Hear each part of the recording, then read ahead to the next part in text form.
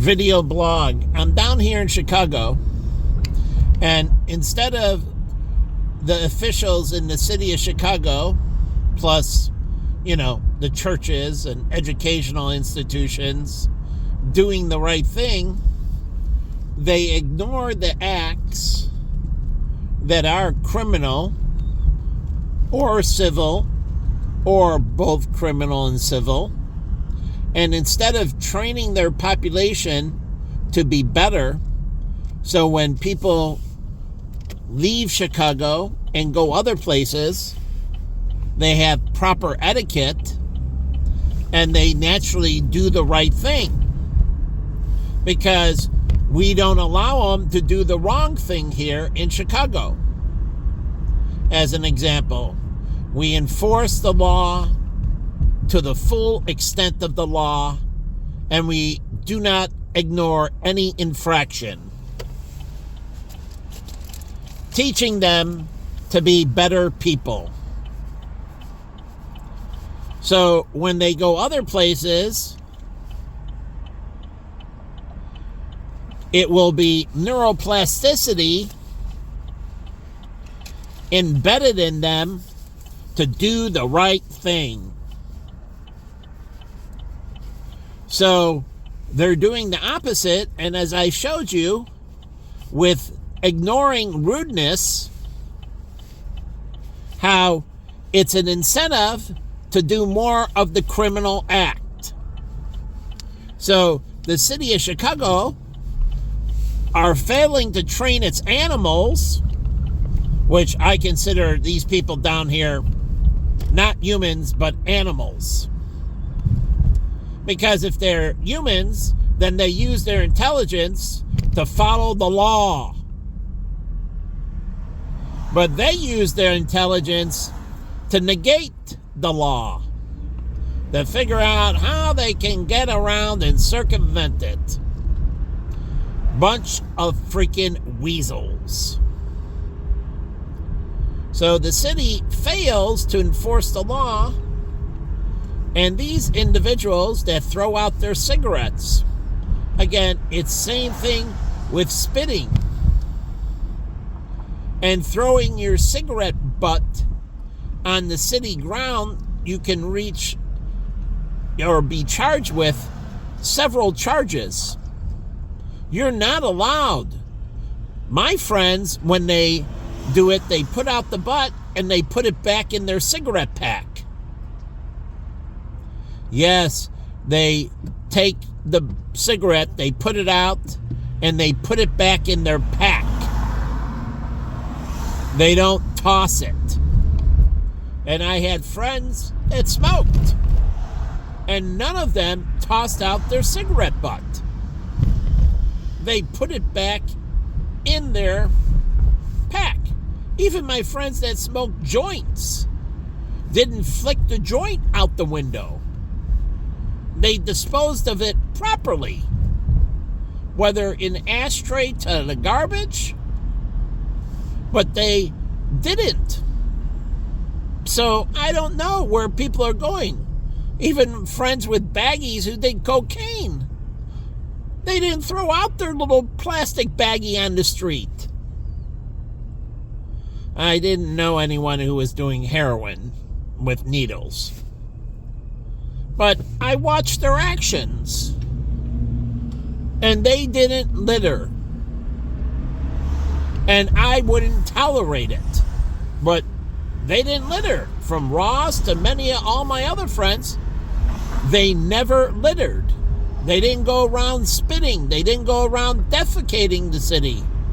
They literally didn't go around breaking the laws. They definitely didn't go around tailgating people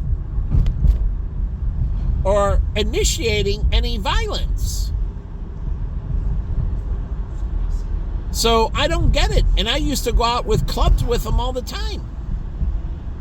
And we never initiated any violence, ever. We tried to be the peacekeepers and the peacemakers. And every single one of them have great capability of extreme violence.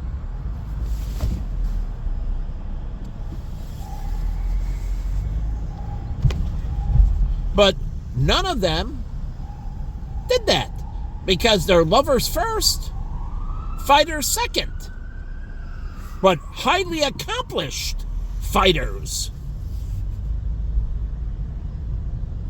But they didn't fight. They go out to have a good time. They don't go out seeking violence, seeking to be a piece of fucking garbage. But in this city, it seems like everybody goes out to be a piece of fucking garbage. Like this fucking guy behind me. And he's an Uber driver, and I don't understand why I can't call 311 on him and report him for his driving. He should have an Uber number that I can read clearly, because it's unfair to taxi cabs that display their number and you can call and report the taxi cab to the city of Chicago. But somehow the Uber and Lyft drivers, they don't have an identifying number like taxi cabs do. That little black number on the back, you just call 311 and you report the number. Reckless driving or whatever. It makes a note of it. And then they can contact you back and you want to go to court and testify against them. Now, in court, you're sworn in and you're testifying under oath. And it's perjury if you're lying. So this piece of garbage right here, I should be able to report. But it's funny that all these people go around and they think they have a right to anonymity. You have no right to privacy in public in that way. When you do an illegal act, you give up your privacy.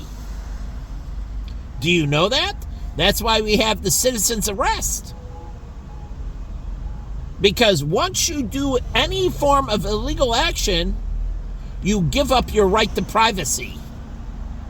You only have a right to privacy when you're not doing an illegal action. But once you do an illegal action, you violate your right to privacy. So these people don't understand. Once they've done an illegal action, they have no right to privacy. So they must identify themselves properly. And when doing a citizen's arrest, call 911, put it on video phone, and have the thing recorded for your protection.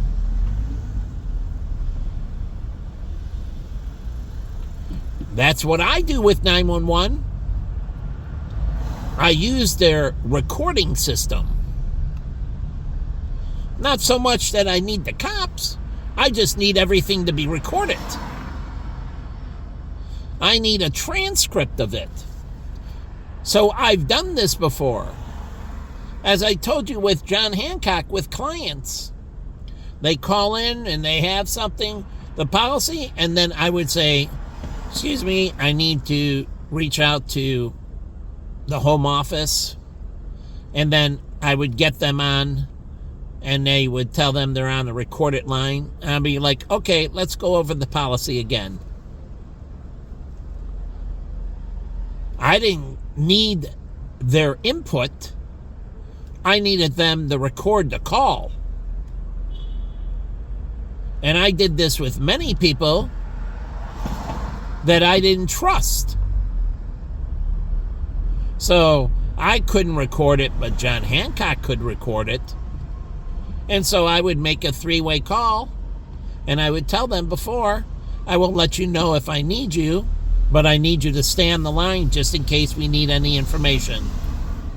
And they would stay on the line, and I would record the whole phone call. This way, if they tried to pull anything shady with me, and I've had it happen, I can just pull the recording And it worked out very nicely for myself, protecting myself against the shitbags. In all my videos, you see all these people violating the laws left and right. And so, this is video record of their criminal actions. So every day I come down and I record, and the things that go on illegally in front of me is a video record of their criminal actions. So again, I can document the neglect of the Chicago Police Department, the neglect of the aldermen, the neglect of the mayor. So again, I can document the neglect that's going on within the city of Chicago on a consistent, everyday basis. How they are ignoring all these illegal actions happening within their borders, like the homeless people being vagrant in the bus stop. And so, again, you're not allowed to sleep on the street. You're not allowed to pitch a tent. So, and they can't give you a permit to pitch a tent on the city street. Nope, it's not a camping area. It's not designated for camping. So no one can give you a permit for it. So you can't pitch a tent. It is a public thoroughfare, an access road, sidewalk, or street. And so you can't, and they cannot give you a license. And they can't allow these people to walk in the street. And again, it violates their insurance policies related to liability. Do you know that? So they have a duty of care within their liability policies. And when they have the homeless walking in the street or sleeping, if it's on private property, it violates the duty of care for the building and their liability insurance. They can't have somebody sleeping in their doorway. It is a fire hazard risk, or in their hallway. Again, it is a risk to the occupants of the building. So they can't allow them, and it's a fire hazard to sleep on the sidewalk. It's obstruction and prevents the ability for people to move without obstruction. That's why we have loitering and trespassing. And so you can't create an impediment to the flow of traffic. Do you know that? So loitering is enforced to make sure people move along correctly. And if not, you need to enforce loitering because they become an impediment and they become a hazard. That's why we have it, to make sure that traffic, both pedestrian traffic, automobile, bicycle, skateboard, scooter, or whatever, flows correctly and doesn't cause any forms of impediment. So like here, just going by, you can't have them. They have to be inside the line. They can't stand outside of it because you don't have any right to that space. So you have to do it. And we used to have this at the Dome Room. And we would tell them, you got to move along. You can't stand out here. You can't, in front of Excalibur, people would be chatting outside, standing. I'm sorry, you can't stand here. Either you're going in or you have to move on. If you want to continue talking, then come back inside, stand inside, talk inside. You can't stand here on the sidewalk talking. You're creating an impediment. We have valets. People need to get in and out of their car. People need to get in and out of the club. You're creating an impediment. You can't stand here and loiter. So we would tell them to move along, or come around and get in line. But you can't stand there. So they can't stand out. We had a rail. And then in the wintertime, we had an enclosed area with a door. And we wrapped the line around 3 times inside so we can accommodate a lot of people. Keeping people off the sidewalk. Keeping the sidewalk free of impediments. So again, the city is allowing this, and these businesses should be ticketed, and they're not running their establishments properly. And there's noise ordinances. If anyone was making a lot of noise in the line, we would tell them to go fuck yourself. So if anyone was making noise, we would warn them, truly. And then we would tell them, you're not allowed in the club, and please step out of the line and please leave. So we would warn them, and we did this at Baja, that we have neighbors here, and you can't be out there yelling and screaming and disturbing the public peace. And we would warn them. And if they didn't obey, then we would kick them out of line. And if they didn't leave, we could call the cops and have them arrested. And we had people arrested. So you think, like here, public indecency with the black guy hanging his ass out. Again, we wouldn't allow people in the club if their ass is hanging out. We didn't. Not even girls or anything else. If they were showing and it was too revealing, we didn't allow them in the club.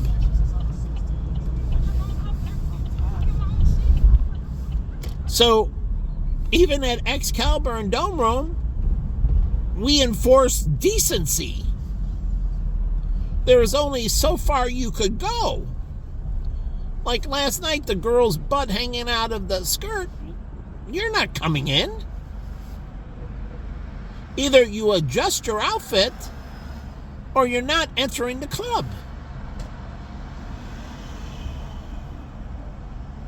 We don't have a license for that. You have to go to the Admiral, and only the girls can remove their clothes. You can't.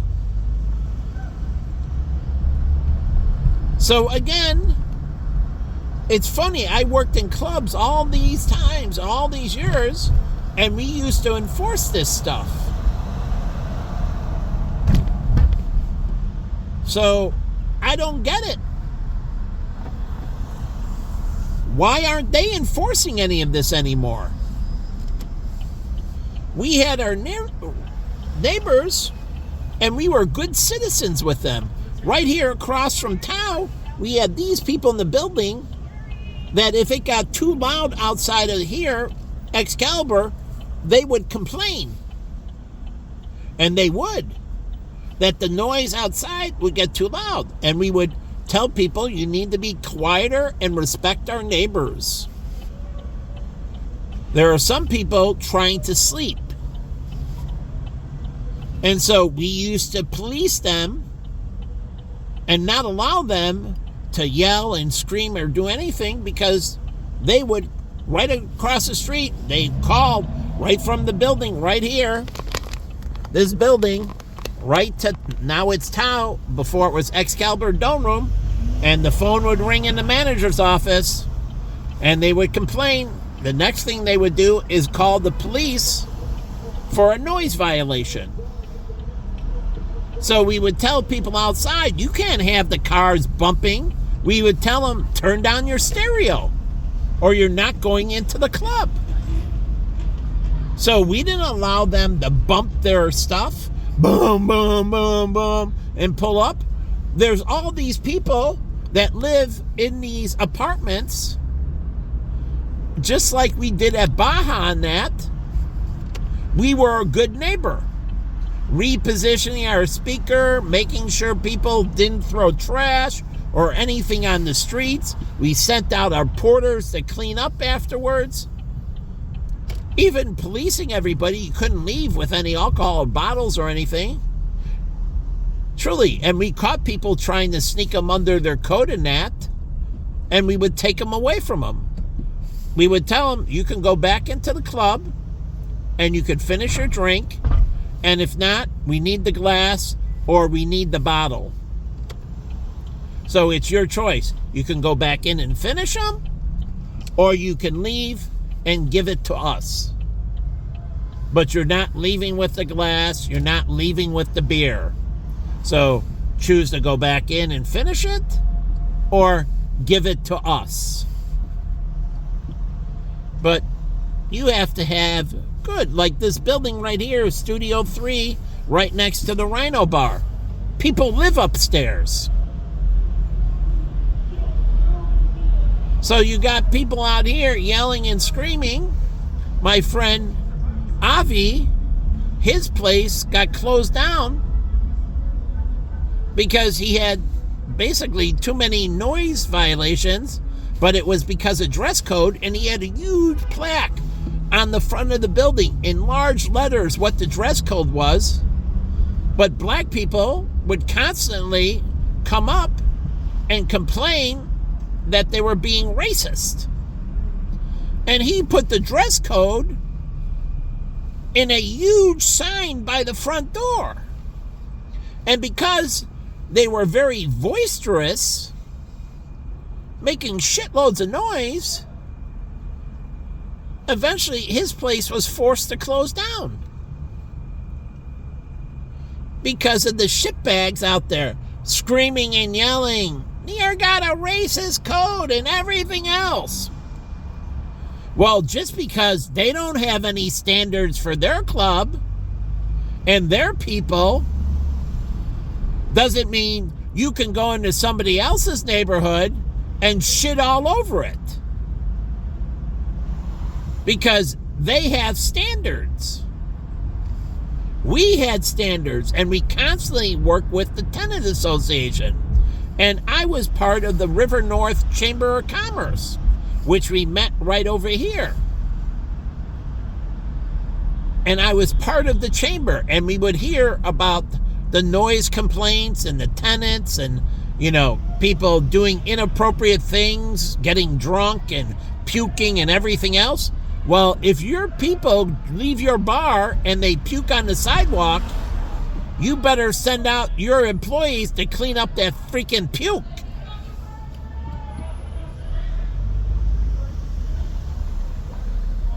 So we didn't have people puking outside. We didn't overserve people. Nor did we have people puking in our bathrooms. But again, we didn't overserve people. So at Charlie's, never. At the Alumni Club, never. And we didn't allow in people that were already drunk. If you were drunk, you weren't coming in. We'd turn you away right at the door. Because once you cross the threshold, now we're responsible for you. Even if you don't have another drink and you go out and hit somebody or do something illegal, now we have liability, and we didn't even get you drunk. And I would tell my doorman and inform them that you can't let them in, because if they cross the threshold, we come responsible for this fucking idiot. Somebody else liquored them up and sent them out. We didn't.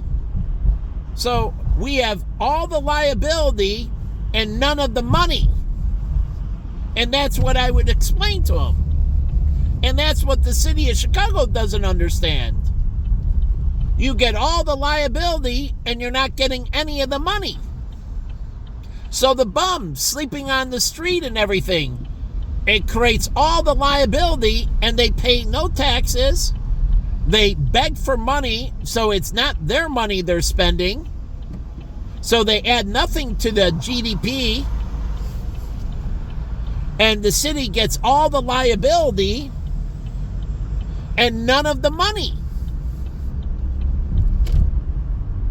So why would they have bums walking around or in the street? Because it's only a liability. And funny things like New York and other places, like Tucson, the mayor of Tucson, had a program to get rid of all homeless. Now, the wrong program was he put them on buses and sent them to San Diego, which was funny. But truly, he convinced them it was a better life living in San Diego than in Tucson because the climate was more moderate.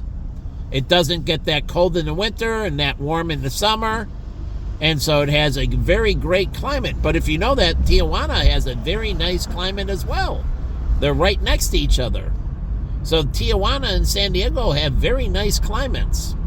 Some of the best climates in the United States, Tijuana and San Diego. So if you know that, if you know anything about real estate, Tijuana is a shithole, but it's incredibly valuable real estate. So, anyways, understanding this, the city of Chicago has shitloads of liability with these people, and these people produce no revenue for the city. That's why you pay property tax and everything else, and your electric bills, it has fees, and when you pay your electric bill, per se, even when the rates are low, it doesn't change the line fees. See, the energy rates might go down, but not the line fees, because that's a different segment. And remember I told you about the fraud that was happening, which Bernie Madoff did some fraud, but anyways, power companies were taking the line fees, and telephone companies could have been doing this as well, and they were booking them as revenue. Line fees are not revenue. They're CapEx that the government allows you to charge your subscribers for maintaining the electrical lines or phone towers or cable lines. The line fees, they're not revenue. Oh, that was right. Was it Tyco or WorldCom? WorldCom, I think. It was booking the line fees as revenue. One of the biggest bankruptcies. They were booking line fees as revenues. Line fees aren't revenues.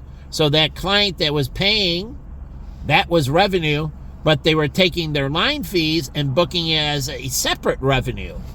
So one client had two sources of revenue, and it was illegal.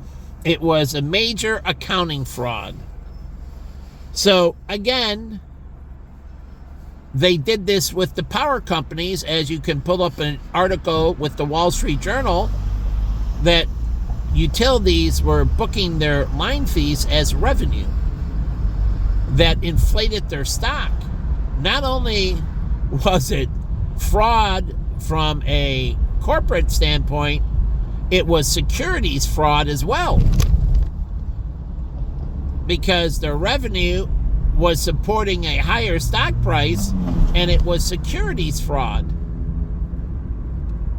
So the line fee is separate, and that's to maintain and update the infrastructure. And even if the power cost goes down, the line fees don't. So they still have to pay for maintaining and updating the infrastructure.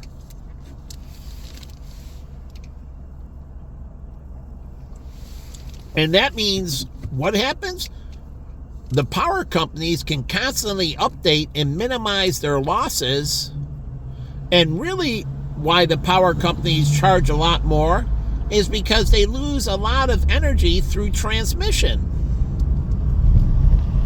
And if you can get rid of that loss and recapture it, then even when the rates are low, the profits are high. It's just like gasoline turning into vapor. And that's why they had the vapor blocks in that. And that's why your tanks have to be at a certain temperature. And gasoline should be cold going into the vehicle.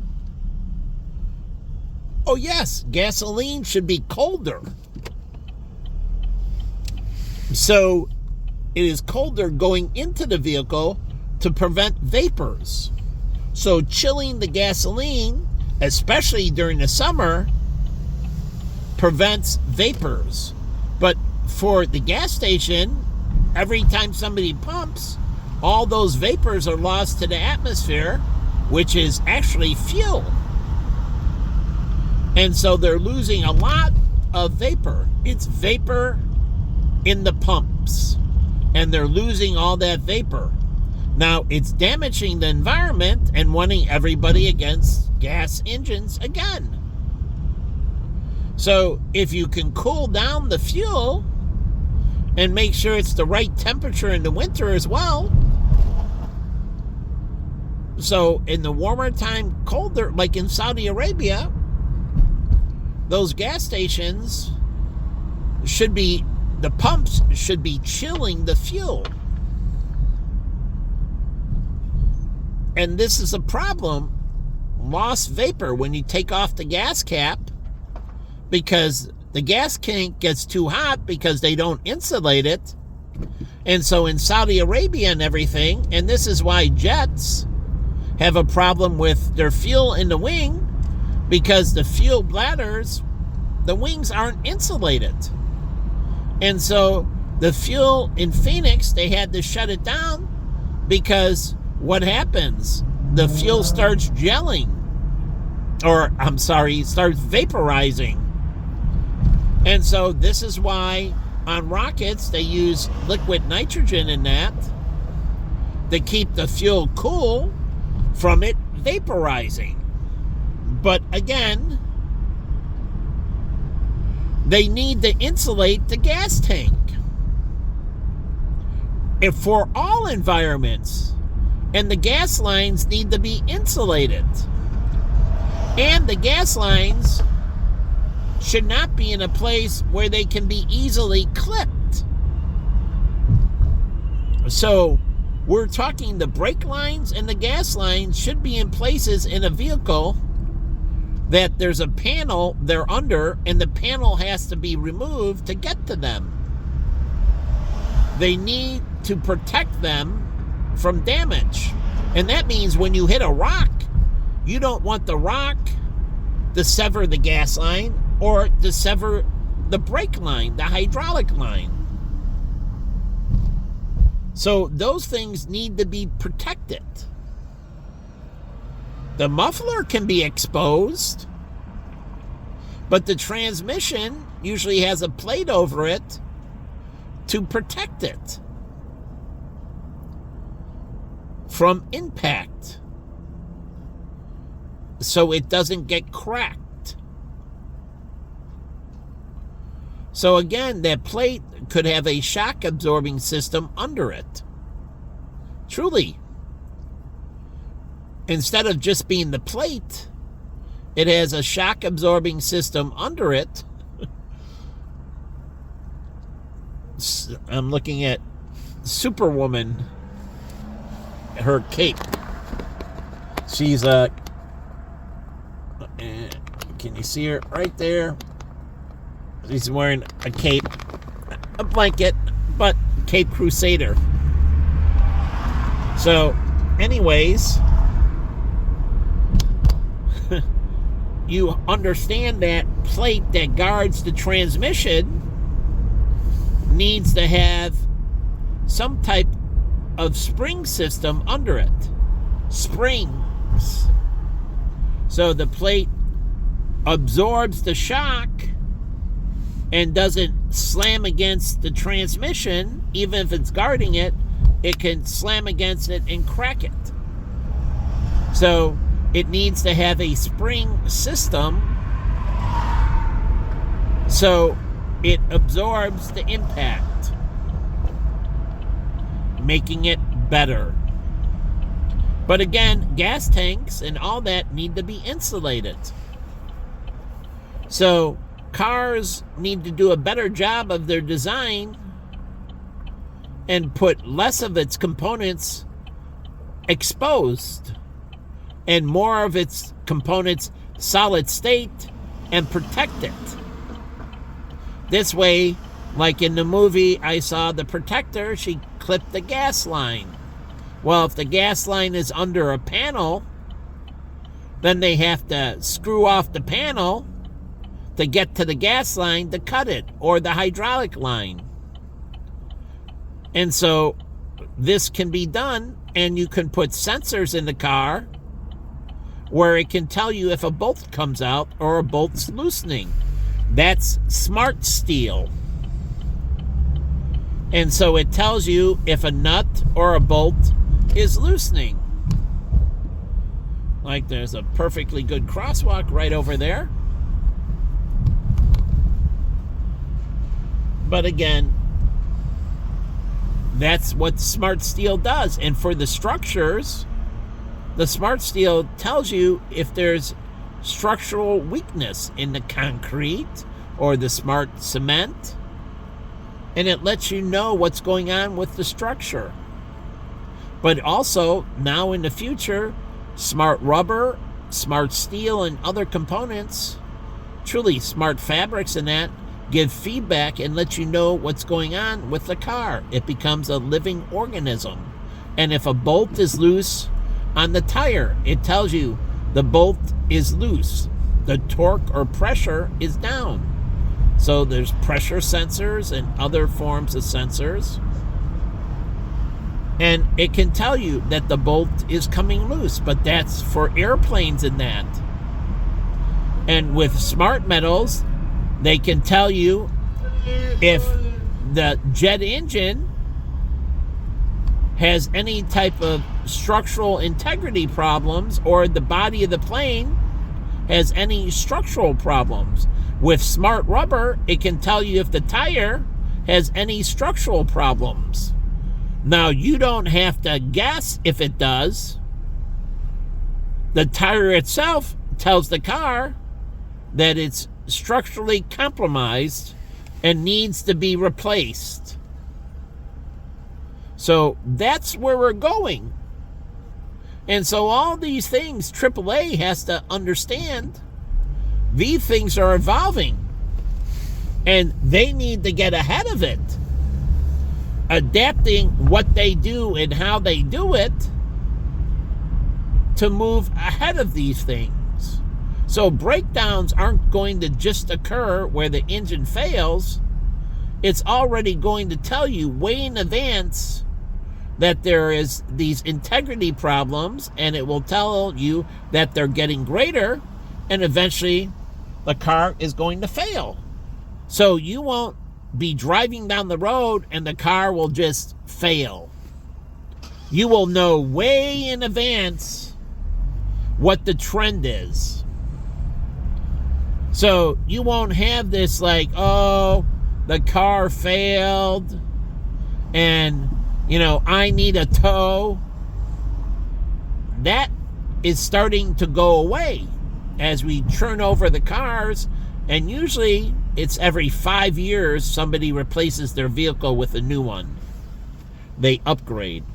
In the Depression, it went down to 7 years, but standard is every 5 years. Most cars, and that's why most auto loans are 5 years. Because most people get rid of their cars within 5 years. Overwhelming majority turn them over every 5 years. So, as these churn, new cars come on that have better systems. And so these services are going to go away in their current form. So they need to figure out how to get concierge services, things they can do for you that augment, like they can get into the automotive cleaning business, remote cleaning, and come to your house. As a friend of mine, he used to do detailed cleaning for people with luxury cars. And he would do that at their residence. And he had a van with all the equipment. And he would drive to their residence and detail their car at their residence. So the car didn't go into a car wash. It was hand washed, hand waxed and everything. And hand detailed. And he cleaned all the vents and everything. Highly detailed service, concierge service. And that was my friend John Sr.'s brother.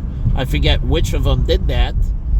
But he had a good business, and he was building it up where he would go to these different residents and detail their car at their thing. So car washes can get into that and have vans that do remote detailing. So you can either come into the car wash or the car wash can come to you. And so they can do these things. You can even have remote mechanical services if you have a in-home garage and that, and the mechanic can come to you instead of you coming to the mechanic. So again, and this is for, like, say you have snowmobiles. Do you know snowmobiles get winterized? Your motorcycle, if you're not riding it, needs to be winterized, and you need to drain all the gasoline out of it and the fluids, and then you inject, like, what is it, 80-40, WD-40. As a protectant and preservative. It prevents corrosion and so on. And so we used to winterize the snowmobiles. I do it with Marvin. We drain all the fluids out and then winterize them. Because the fluids sit, they go bad. So we would remove all the fluids and then inject the WD-40. And you can use others. I don't know what's the best. But the whole point is, they can come and winterize your lawnmower. We had sprinkler systems, my sister had, and they had every winter, before winter, in the fall, they had to come and winterize the sprinkler system. Remove all the water in that, pump it all out, and then winterize the system. So again, that got done every year. It had to be winterized, and then it had to be set up. They had to come back and then bleed the water through the lines to repressurize the sprinkler system. And so it had to be winterized in the fall and repressurized in the spring. And so that's a service contract. And so if somebody has snowmobiles or motorcycles or ATVs, they can bring them to you, like a motorcycle dealership if they have a trailer, or a snowmobile dealership, and they can be winterized. But I'm around here,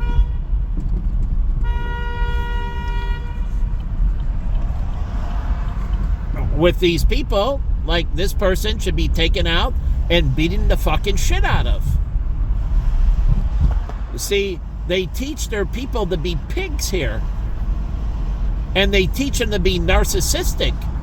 That their life is more important than anyone else's life. So they're rushing to another club. We didn't do this shit. I used to club hop all the time. We drove respectfully through the city. Ask any, and I was always driving. And ask them if I ever, and I wish I could get a role model, ask them if I ever beat my horn. No. I respect the quality of life.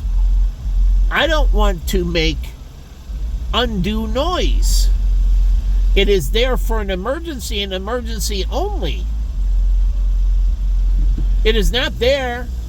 Some people think it's there to just beat and bully people. That's actually a crime. But the Chicago Police Department are idiots.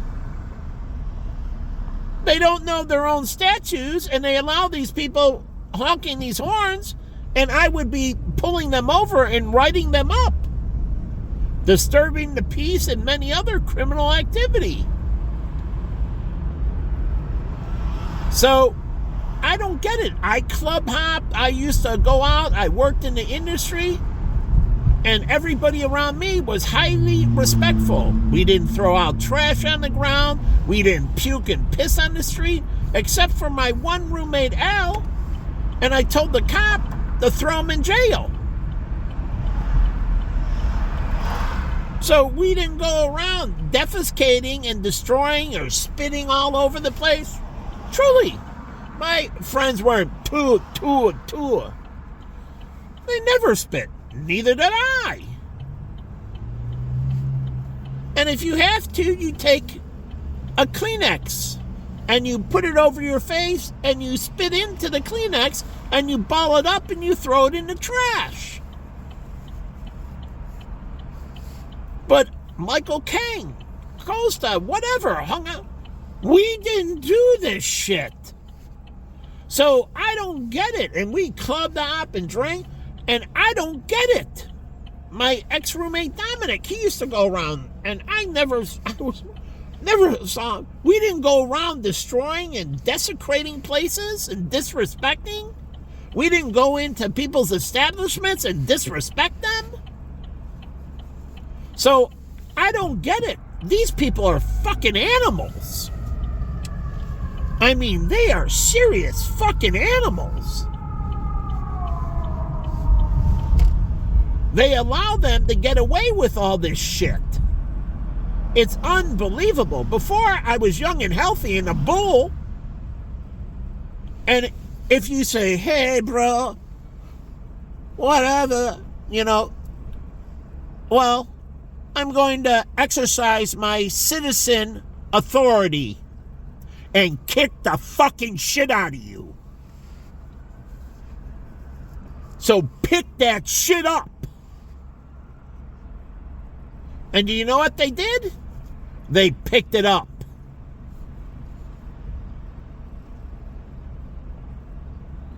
But that's when you're the bull. Enforcing for good.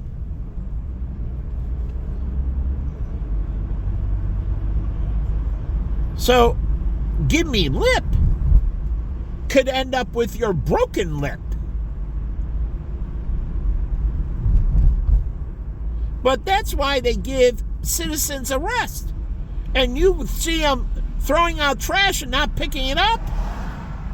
These are things you can call 911 and exercise a citizen's arrest. Let the cops put them in jail. But you're acting as a positive influence on the city. Doing the right fucking thing. And these people do the wrong thing. So the law empowers people who do the right thing. Empowers them over anyone doing the wrong thing. That's the point of citizen's arrest. If the police aren't around, the guardian angels used it all the time. How do you think they operate it? Because the cops weren't doing their job. Like the cop at Y-Bar sitting there talking to the door guys, not on patrol, not checking out things, sitting there talking to the doorman at Y-Bar about picking up chicks.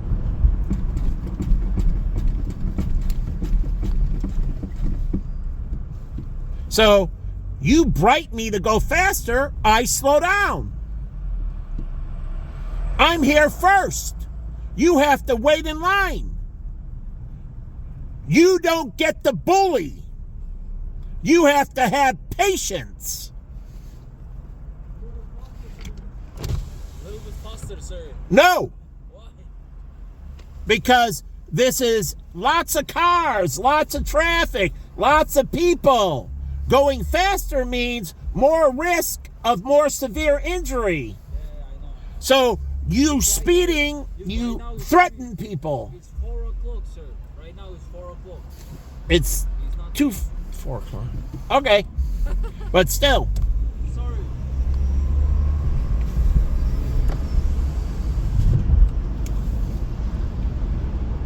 So, anyways, these people, like this piece of trash in the BMW, or the piece of trash behind me. I went into the clubs all the time and drove. I never beat my horn once. I never harassed anyone in another vehicle ever. And when the black guys were sitting outside of the fucking club, Billy Deck's club on Kingberry, where Rick's Cafe is, right there, they would be blocking the street. And they'd be hanging out, and Billy Deck didn't go out there. He patronized the piece of shit black filth. Backing up, and his club, oh yeah, it closed down. Because people got sick and tired of going there, sitting in traffic around the club. And these people didn't even go into the club, and they'd be like, hey, baby. And people like, move your car. And they're like, hey, baby, I'm talking to the lady. And they didn't care. No morals. Well, his club closed. Because people weren't going to be going there, spending good money, wanting to have a good time, and getting frustrated by these people that would show up at closing, waiting for the chicks to come out. And I'm sorry, these were all black people.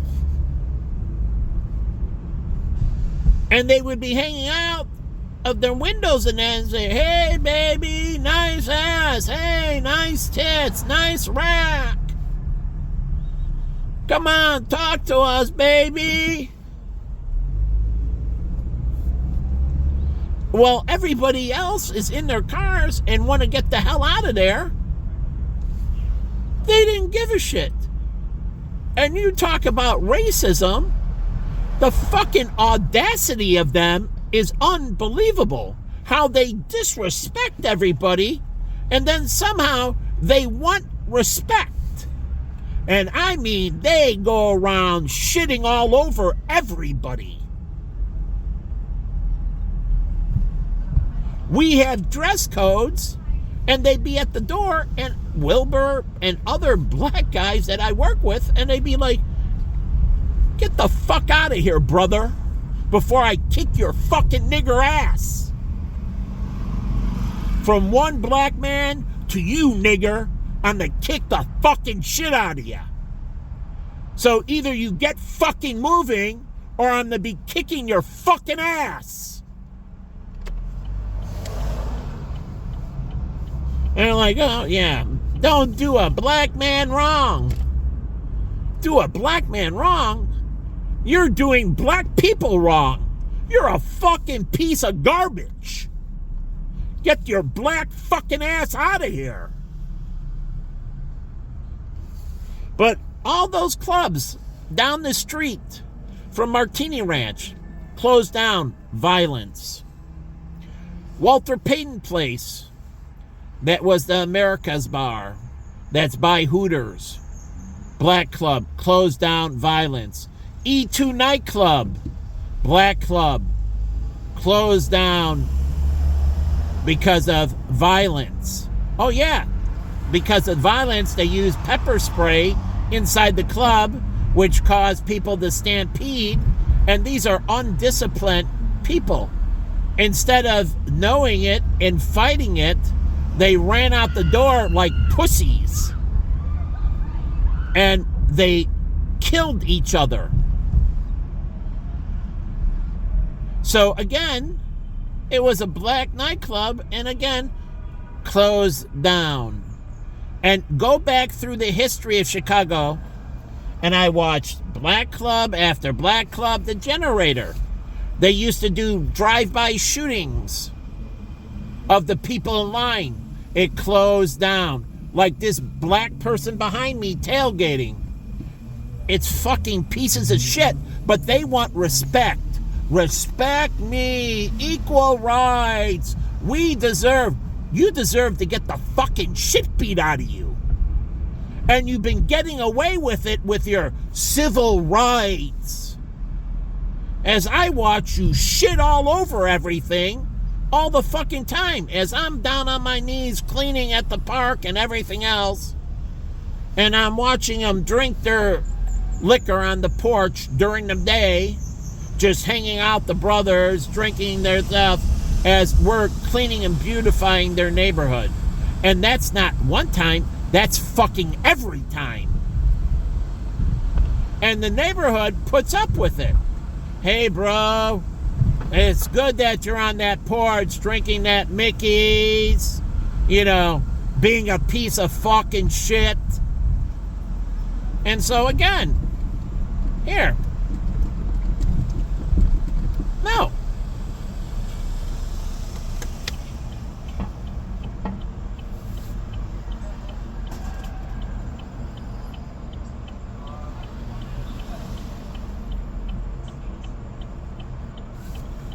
There's a hazard right here on the camera. Piece of fucking shit.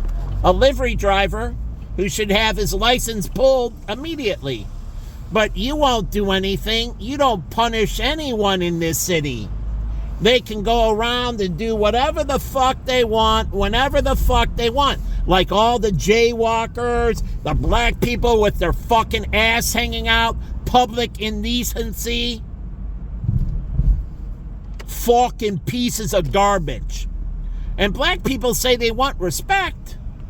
What respect should you have going around having your ass fucking hang out? Public indecency.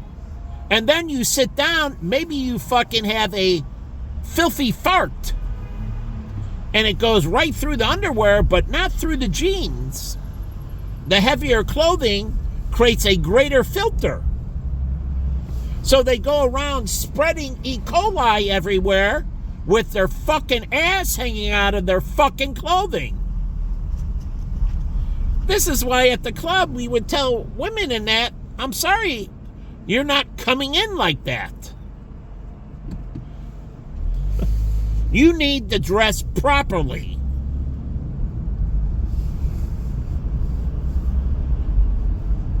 So we don't want you spreading your E. coli and body fluid all over the fucking place.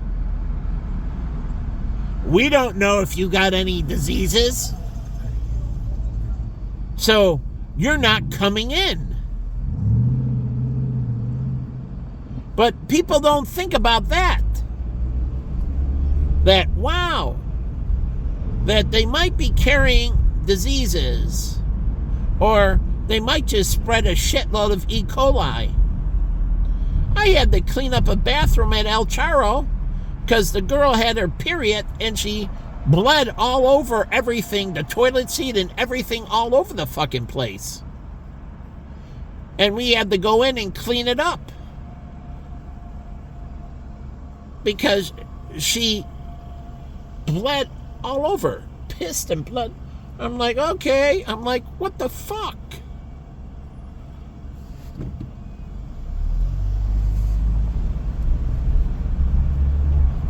These fucking pieces of shit, like the guy just walking next to my car. And black people, they should be hit and killed then. I mean, what's going to teach them? What is going to stop them from doing this. Because it doesn't seem the city enforce anything. I've been driving around. I haven't seen cops giving anyone for inappropriate anything. Public intoxication, nothing. Nothing. Public indecency, nothing. I would give the black kid a fucking ticket for public indecency. So you're not allowed to move around without the proper attire. So I don't know. We didn't have anyone in Baja. And if you did, like, here, I'll give you a cop who worked for my friend Jamie, who was old and sometimes he would get drunk. He worked the door. He was a white guy. And he was at Martini Ranch. And one day he dropped his pants intentionally. And he was fired immediately. Public indecency. Jamie terminated his ass immediately. Zero fucking tolerance. So I don't get it. Like here, blocking the street and everything. The cops are supposed to give them tickets. Every single car, you tell them to move along or you give them tickets. They have to get no parking areas, or I should say no parking, loading zone areas. Just like I did with Jennifer Kim and her mom's cleaners. I got the area in front of the cleaners to become a loading zone. So only people going into the dry cleaning store and coming out of basically can park in front, go in, pick up their dry cleaning, go out, load it in the car, and drive away. So I got her a loading zone in front of her dry cleaners. So again, where is the politicians doing the right thing? It's one big fucking animals. Look at all these black people crossing and jaywalking. Look at these pieces of fucking filth. And somehow they want respect. My civil rights. Well, they're violating my civil rights as a driver. They're not respecting me. And my right, it's a green light. I shouldn't have to worry about them.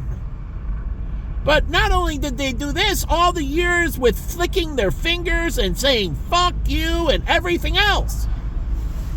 And that's the black community allowing it. Freaking animals.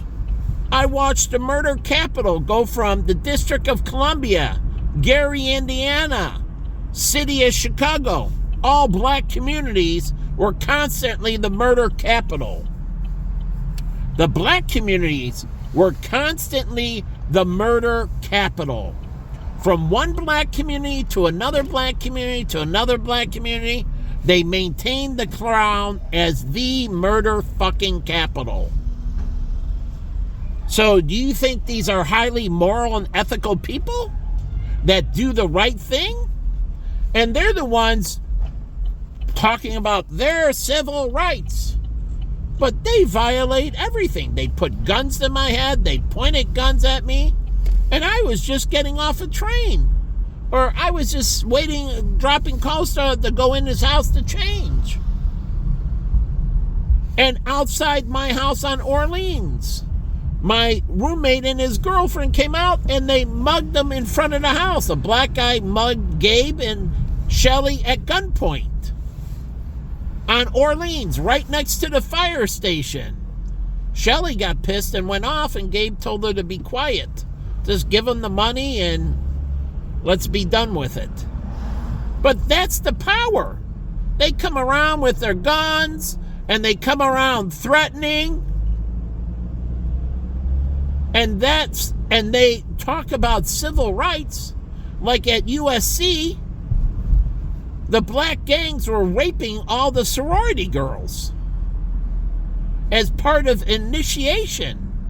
You had to go on campus on USC and rape a sorority girl, which it ended up being black guys raping white girls.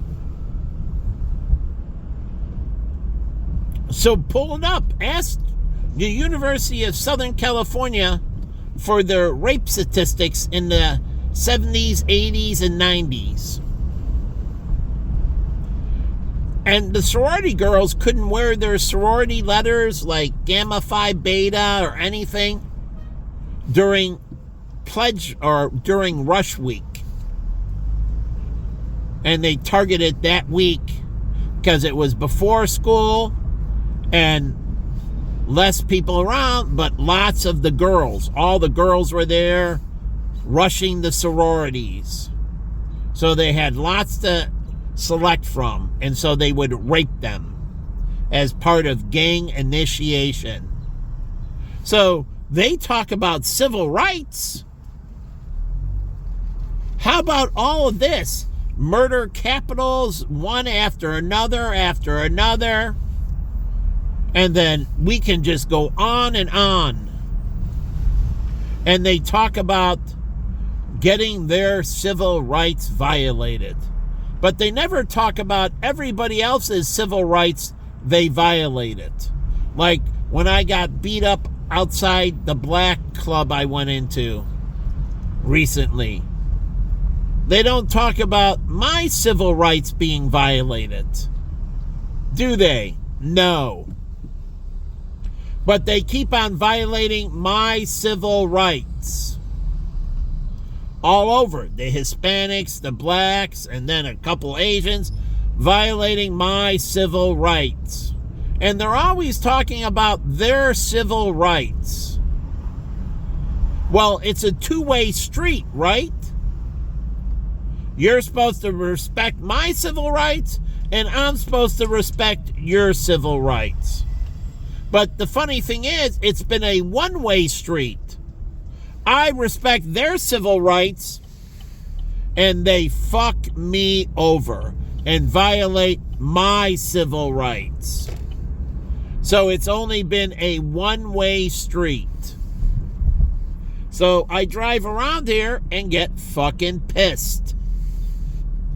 And I post a video so you know.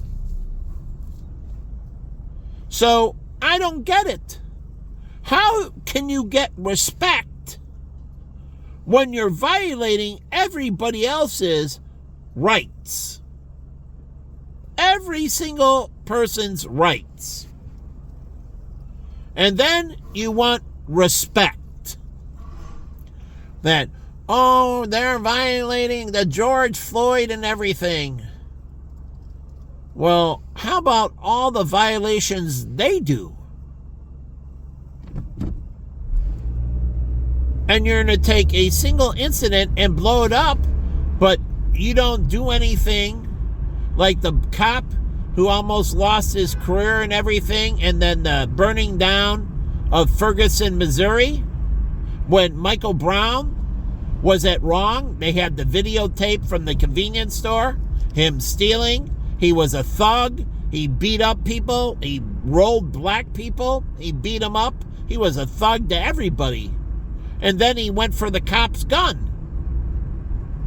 And then they're protesting because he gets shot and killed, violating everybody's civil rights constantly.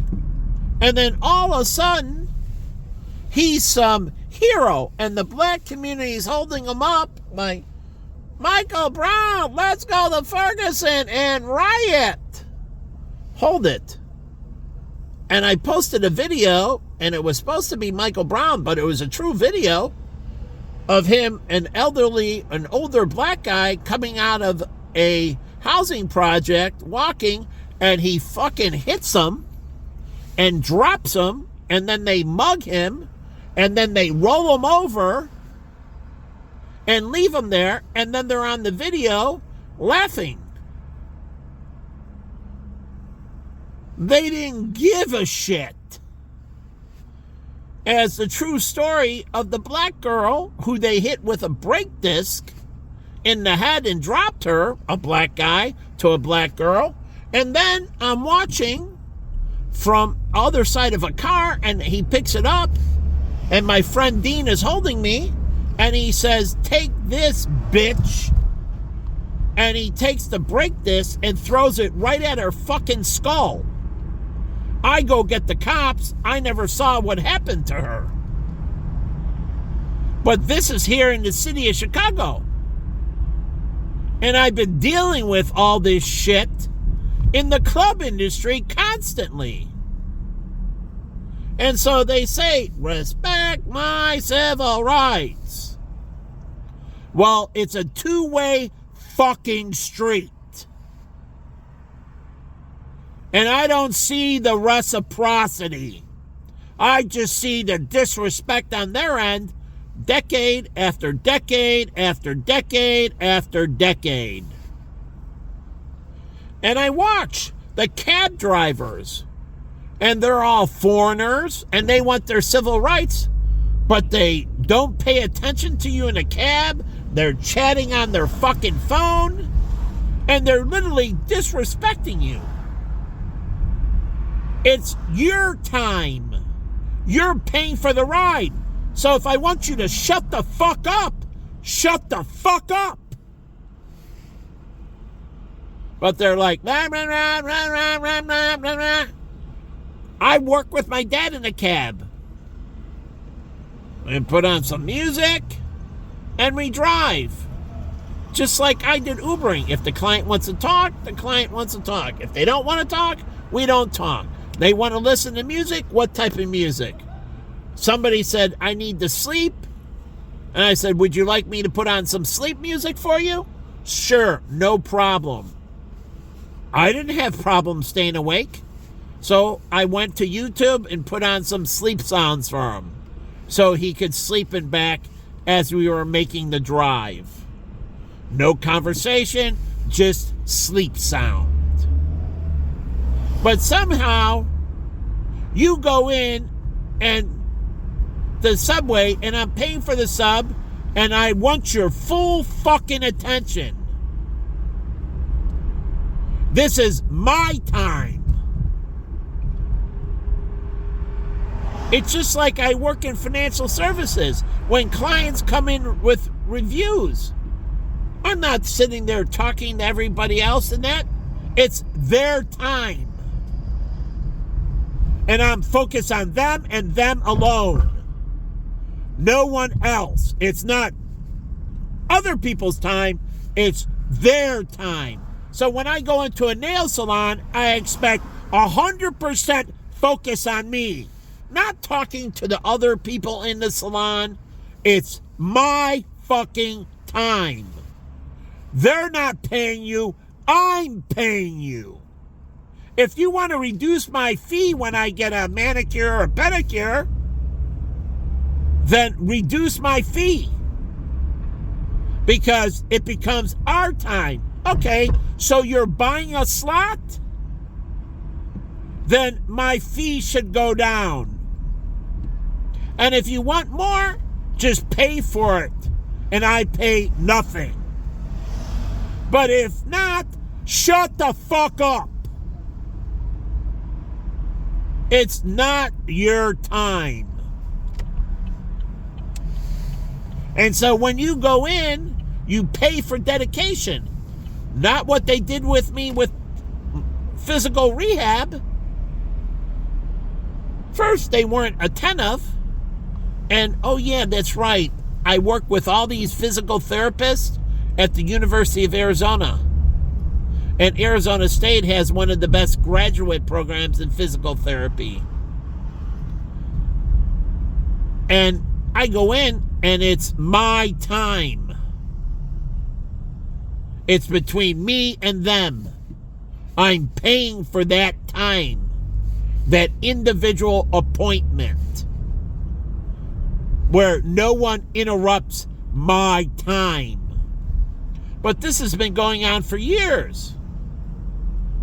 And I'm like, that didn't happen before. When I go see Alicia, it's my time. And it's just me and Alicia. No one else.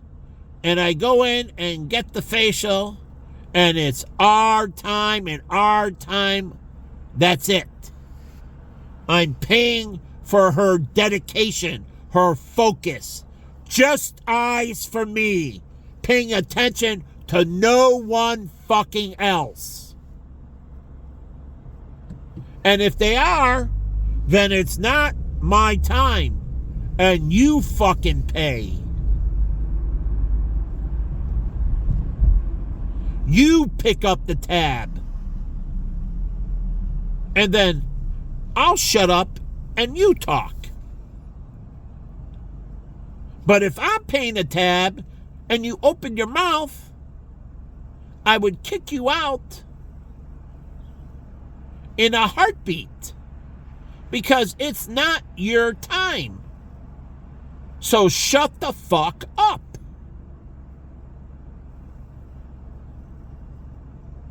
So again, this society, what I've seen in the last 10 years, is insanity.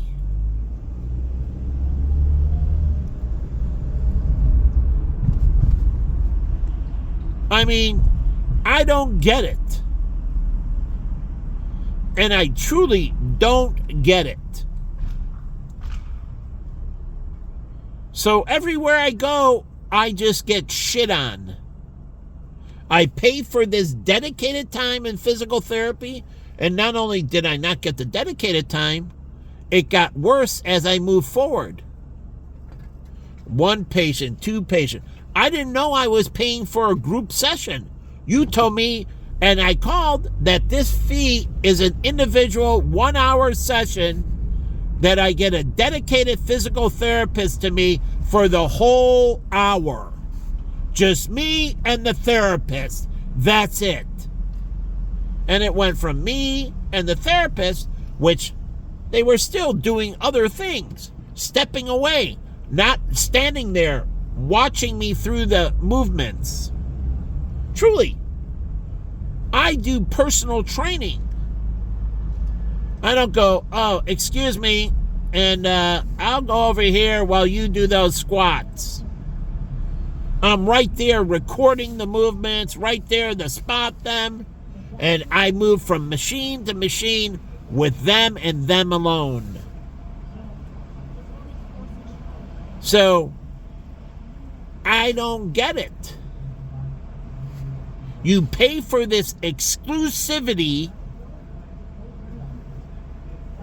and if it's a group session, I go into group exercise classes, and I pay a shitload less.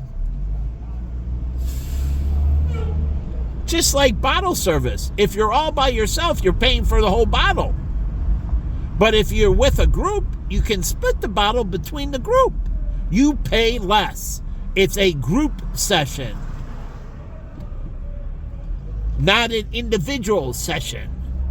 But some people, they buy an individual bottle and they have it corked and stored. And they come in and get private table service just for them. No one else. And they sit at the table and they get their bottle, and that person takes care of them and them alone. And then they cork it and put the bottle on the shelf for the next time they come. So they pay for exclusivity, they get exclusivity.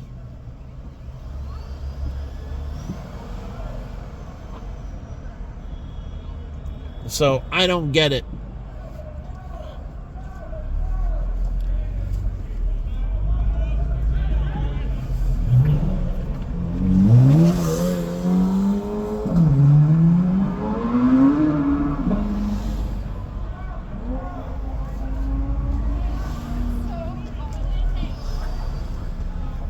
So there is functional fashion. Not fashion that allows you to spread disease. So a lot of these outfits, you have to look at from the ability for it to spread contagion. Fashion can't be idiots for spreading infectious compounds. So when you're wearing these things, there's a higher standard of care that you have to maintain a higher level of personal hygiene. When you have more exposure, you have to be cleaner. And so this is one of the reasons that women are not supposed to fart. Because they wear outfits that have higher levels of exposure, where men wear underwear and slacks, except if you're a black man and you can hang your ass out, and that violates. We didn't allow them in our nightclub.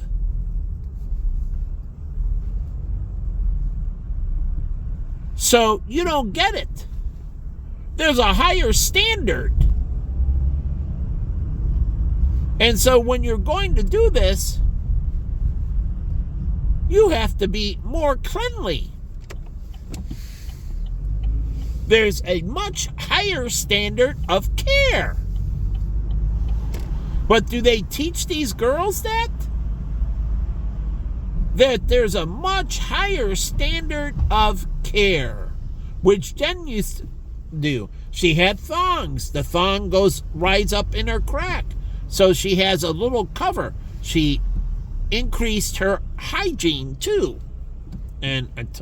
But truly, it's a higher standard of care when you're wearing a G-string.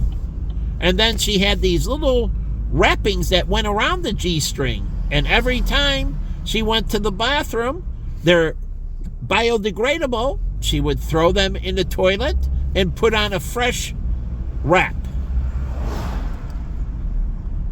It's a higher standard of care. But do they teach them that at Victoria's Secrets and that? They sell all this stuff, but they don't say, well, these things are more revealing, and with this, you need a higher standard of care, and you should use these particular body oils that protect the skin and also protect you from secreting improper fluids. So you have to understand the barrier works two ways. One, sealing things in, and the second way is preventing them from leaking out. So that barrier works two ways. From you spreading your fluid unintentionally, and for things getting and penetrating you. So it's a two-way street. So you're protecting everybody else, and you're protected from everybody else. Again, doing the right thing. So you have this higher standard of care. But women don't understand, why is it so bad for women? Because of these things. And they have a higher standard of care. They have higher expectations. So it is not appropriate for them to have flatulence. So again, if you want, get rid of all the mini skirts and go with the long dresses and everything else, and that's fine. But when you're exposing more and there's less protection to the public, you have to have a higher standard of care. So, I don't get it. People are pigs. And it's sickening. I have to sit here so I don't spray food with my missing teeth. I have a toothpick that I constantly use, and I'm cleaning out the inside of the crevice and then rinsing it out constantly so I don't spray any food. So I got to constantly hyper monitor myself. I have a higher standard of care. But these motherfuckers tailgate me left and right. They don't have a higher standard of care, and they say they're professional. The police, if they see somebody reaching into the trash, like the Boston Bombers and that, putting a backpack or putting large things, but also taking things out of the trash, should Larry King, he had put his trash cans outside, and they went into the trash can and took his trash and then went through it and found out Larry King wears the pens. And then they posted it. They stole his trash and went through his trash. But also, this is where people steal your trash and grab your credit card statements and everything else. It is once it goes in the trash, you can't take something out of the trash. Only if you're retrieving something that is your property. So when the police see somebody going into the trash can, they're violating somebody else's privacy. They're taking stuff out of the trash. They're not allowed to grab a receipt from the trash and see what they purchased or anything else. If they used a MasterCard or Visa. So they can't go into the trash. Like if you ever watched that movie with the CIA, the American embassy in Iran when it was seized. Do you know what they did with the shredded paper? Watch the movie. They took it all out, bag by bag, and pieced it back together. Every strip is a long strip, and that strip has multiple letters. It's like a jigsaw puzzle. And they pieced every single piece of communication together. The shredders didn't do anything because they just shred long strips. That's why when things get shredded, it hits it vertically and then cuts it horizontally. So a shredder can't have a constant feed and just make a long string. That can be easily pieced back together. So again, the movie shows them sorting all the pieces of shredded material together.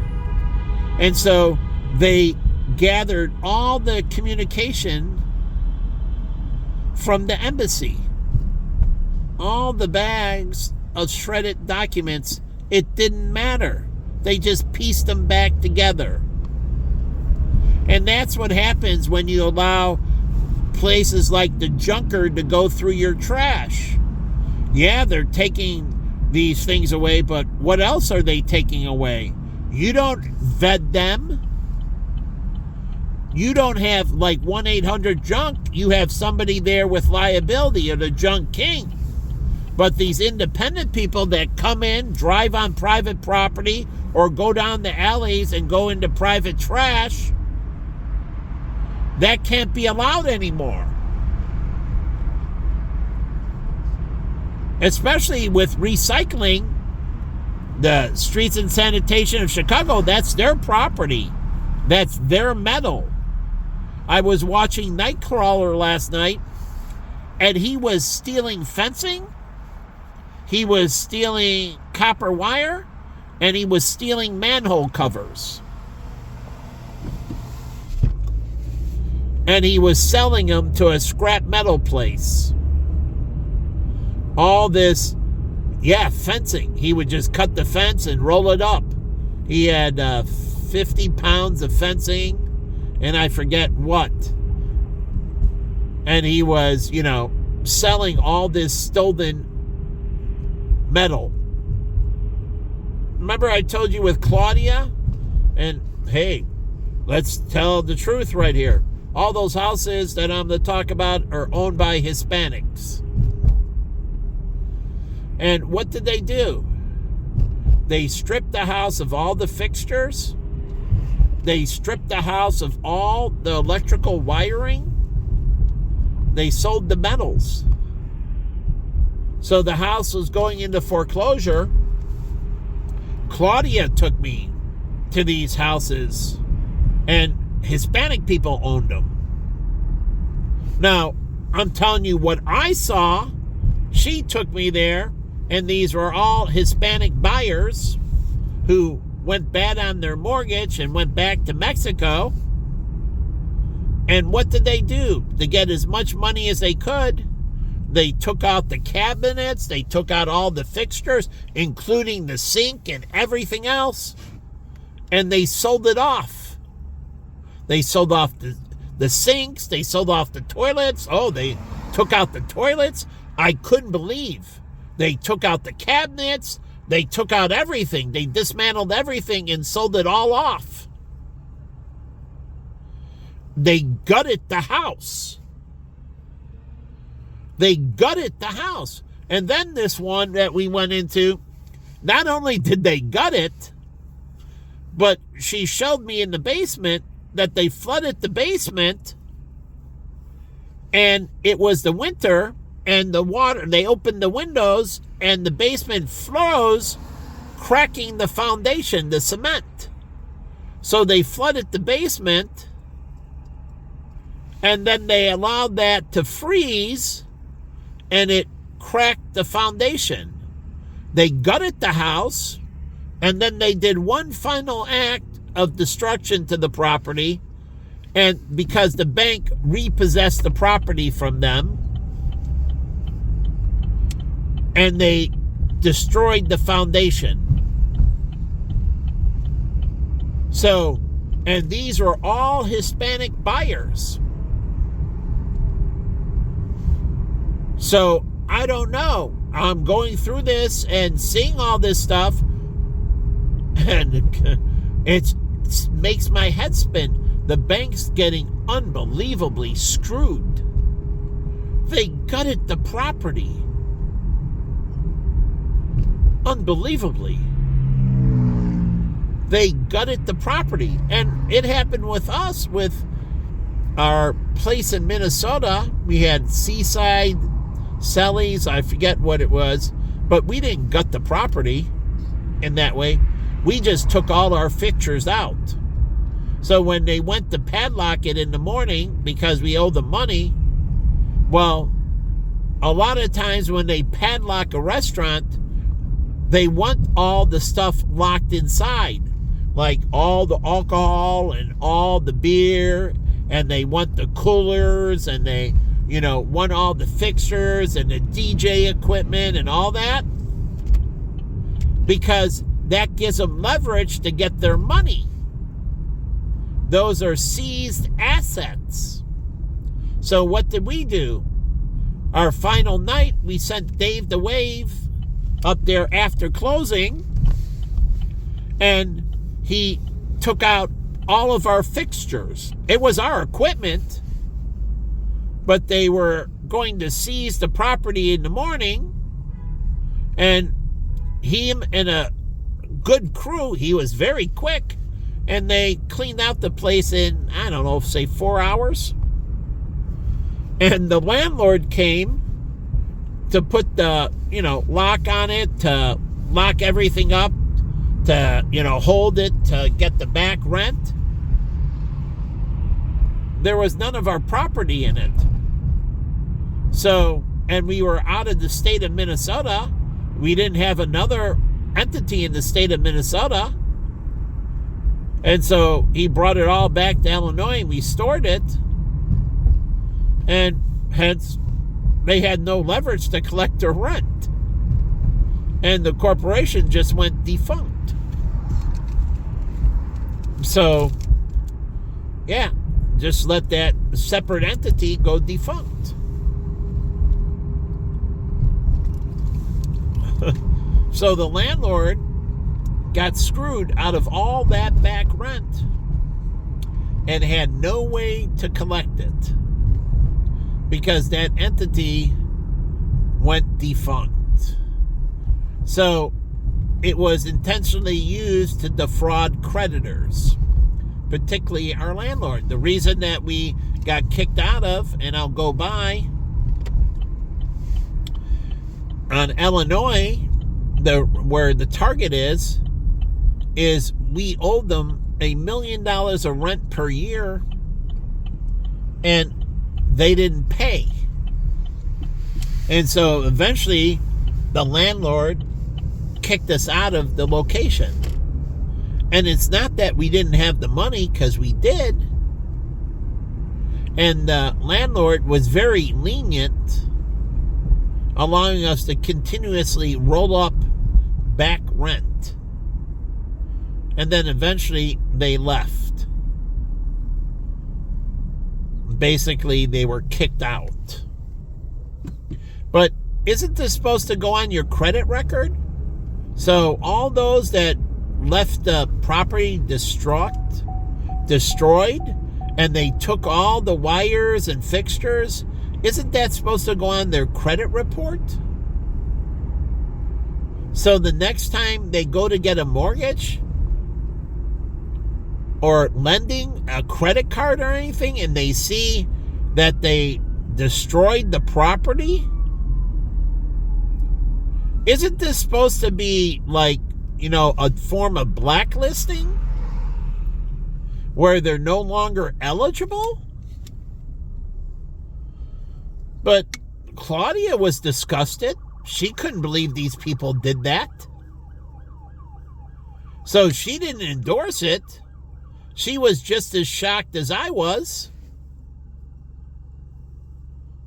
So she couldn't believe they did that in that situation. She went under distress, and she maintained all of her properties. So she was in the same situation, and she had a bunch of them, and she lost them, but she maintained them. The water, the plumbing, everything. And so she didn't do what they did, and she went through the same thing they did. And she had 2 little kids and went through a divorce and was a single mother, struggling to make money, losing property, but maintaining her house. And she didn't go and devastate the properties. She maintained them. And she's a realtor also. If she didn't go through it properly, I would assume she would lose her real estate license and be defunct. Like this person with the bright lights in front of me. So I don't get it. She's a single mother who is divorced, and her husband lives on the 2nd floor. She gave him an apartment, and her husband lived above her, taking care of him even after divorce. Truly, giving him a place to live. He moved upstairs from her in her house. It was a multi-unit, and she provided for her husband a residence separate from her, and she has the 2 kids, and she worked. And she got a good husband, and I was happy for her, and things turned out good. But she was through the situation. She had 2 kids and all that, and she didn't do what they did. So here's the nasty Hispanics, and here's the good Hispanics. It's like any race. Here are the piece of shit people, and here are the good people. So, but everybody says, oh, no, it's not. So there are the good people, and there are the shitty people. And we need to be able to tell who's a good person and who's a piece of fucking crap.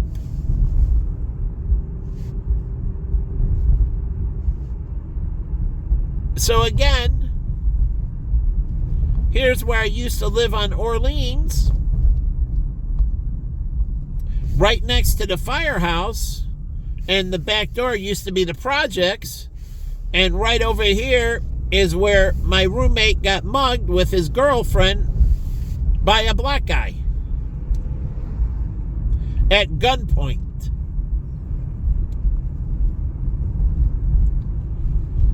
So I don't get it. I live with Hispanic guy, Ricky. He went back to Texas, works for Dell. And then the rest of us were white. But we live right here by the projects, paying our rent. When I was there, everything was paid. So, again, doing the right thing, and these people constantly don't. So I don't get it. And so you say we're all the same. We're not the same. And so there are some seriously filthy, dirty, disgusting pieces of shit. So, how can you say we're the same? We're the same. No, bro, we're not the same. We're not even close to being the same. We are incredibly different. You might be human and I'm human, but besides that, you're a different species altogether. We are not the same. So stop confusing it.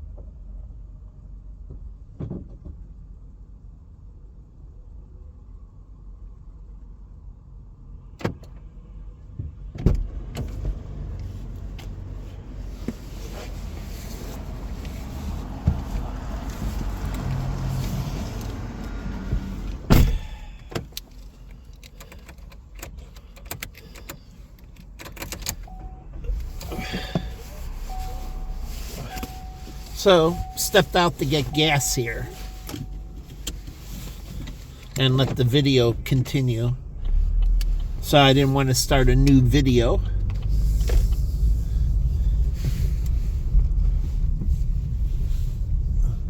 So I'm going to go up by Baja.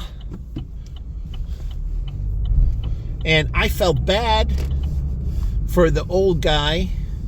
He rehabbed the old building, and it was incredibly beautiful. It was a storage facility, and he turned it into a mall. Oh yeah, he turned an old warehouse into a mall. And the wood and that was incredibly, unbelievably strong.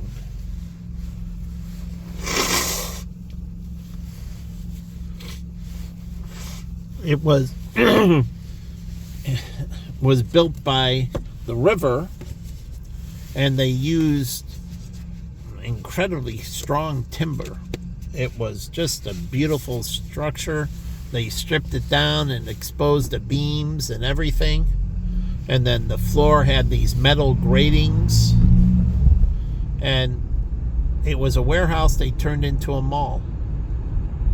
And it had obviously the nightclub we were at. It had Dick's Last Resort.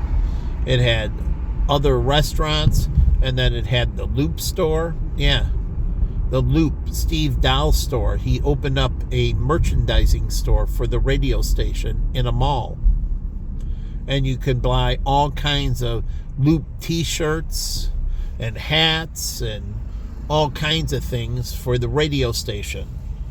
The radio station had a standalone clothing store. It was all Loop attire. A standalone clothing store. And actually was good. But everything had the radio station on it. It was all their different forms of, swag. T-shirts, shorts, you name it.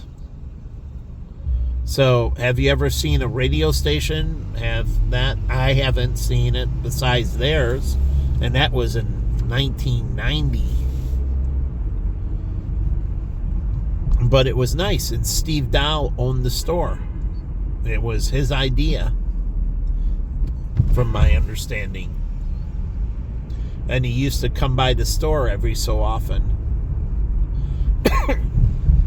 So, it was a nice store, and there was a girl that worked there that had emerald green eyes, and she was awesome. She had the most beautiful eyes, and so I would just go over there every so often to talk to her.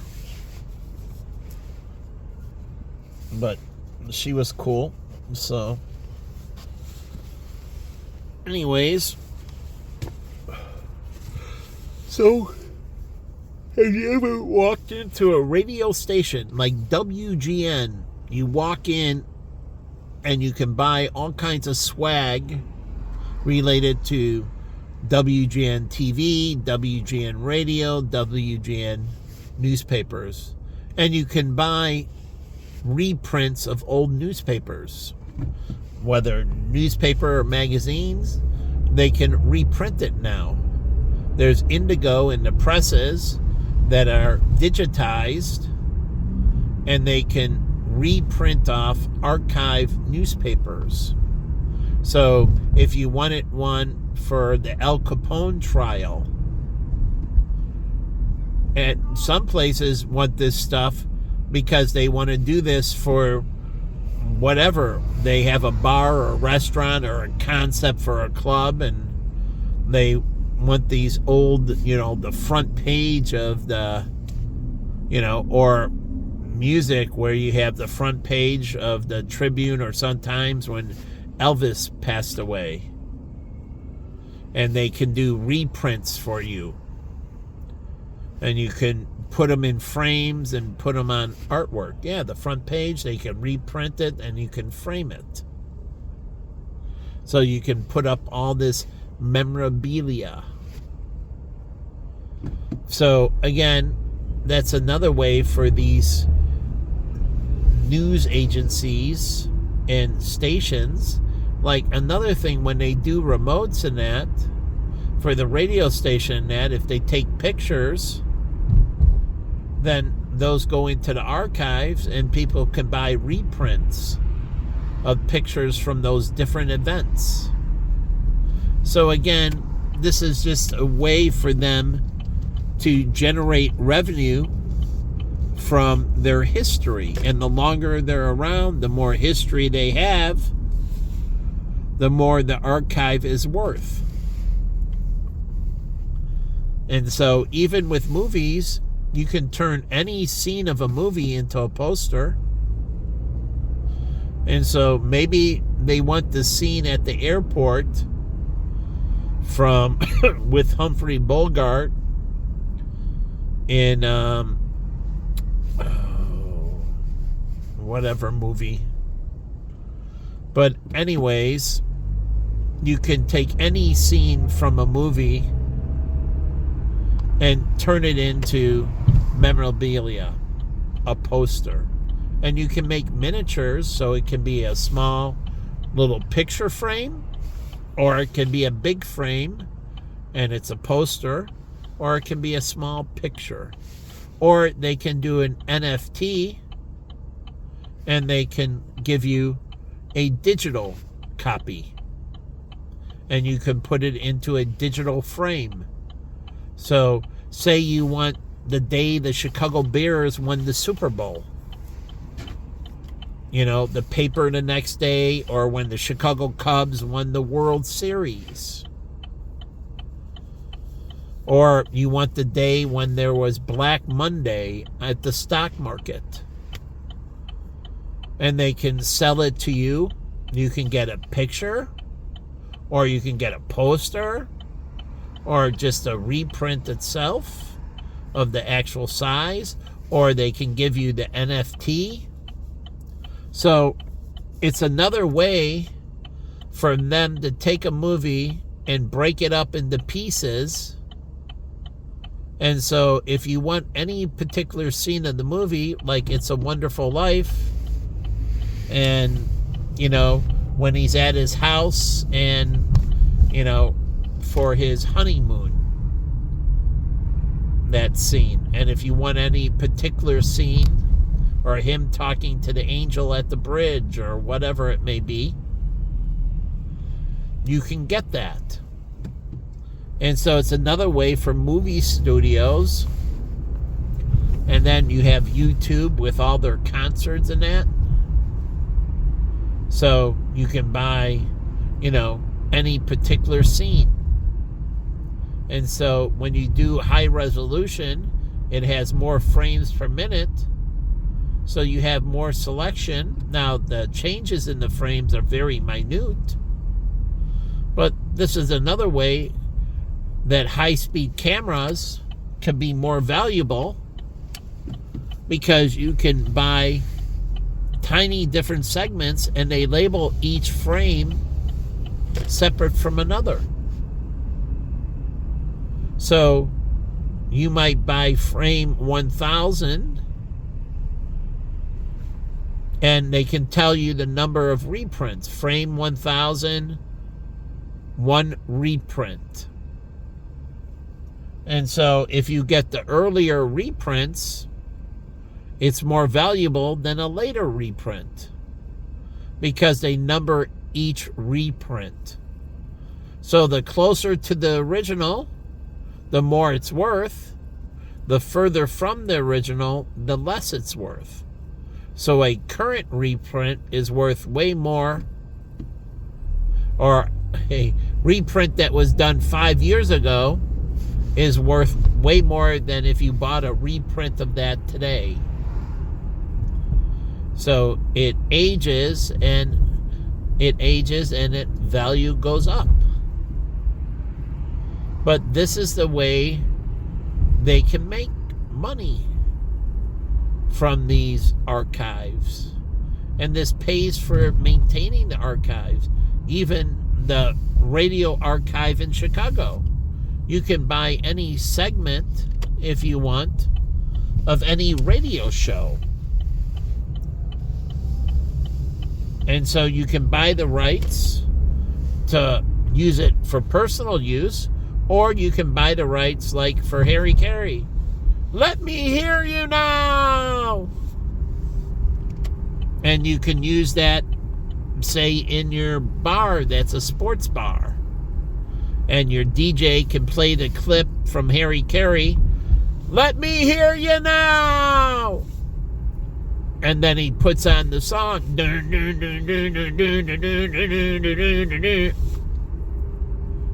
but it's Harry Carey saying, "Let me hear you now," and then they put on the music. But if you get my point, they can buy these clips and integrate them into their music. And so the song would be like, and then it would cut in and it'd be spliced in, "Let me hear you now," and then it would.